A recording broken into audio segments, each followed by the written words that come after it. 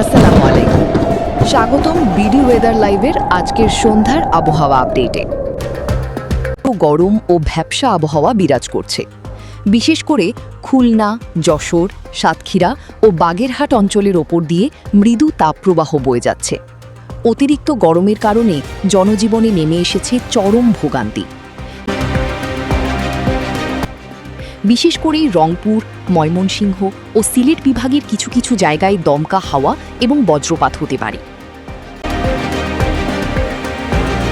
আবহাওয়া অধিদপ্তরের তথ্য অনুযায়ী আজ সন্ধ্যার পর থেকেই দেশের আকাশে বড় পরিবর্তন দেখা যেতে পারে। ভারী বর্ষণের সম্ভাবনাও রয়েছে। এছাড়াও রাজশাহী, খুলনা, বরিশাল ও চট্টগ্রাম বিভাগের কিছু এলাকায় বজ্রসহ বৃষ্টি হতে পারে বলে জানিয়েছে আবহাওয়া অফিস। বিশেষজ্ঞরা বজ্রপাতের সময় সবাইকে নিরাপদ স্থানে থাকার পরামর্শ দিয়েছেন।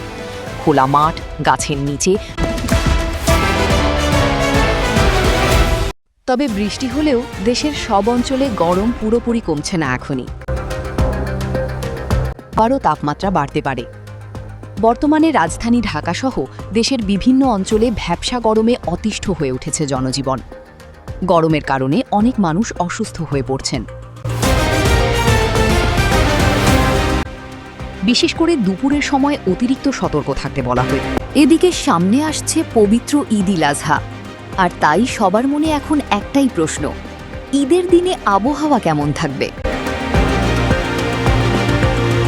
তাপপ্রবাহ বয়ে যেতে পারে। তবে ময়মনসিংহ, সিলেট ও চট্টগ্রাম বিভাগের কিছু কিছু অঞ্চলে ঈদের দিন বৃষ্টির সম্ভাবনা রয়েছে। সর্বশেষ আবহাওয়ার খবর সবার আগে জানতে চোখ রাখুন বিডি ওয়েদার লাইভে। ভিডিওটি ভালো লাগলে লাইক, শেয়ার এবং সাবস্ক্রাইব করুন।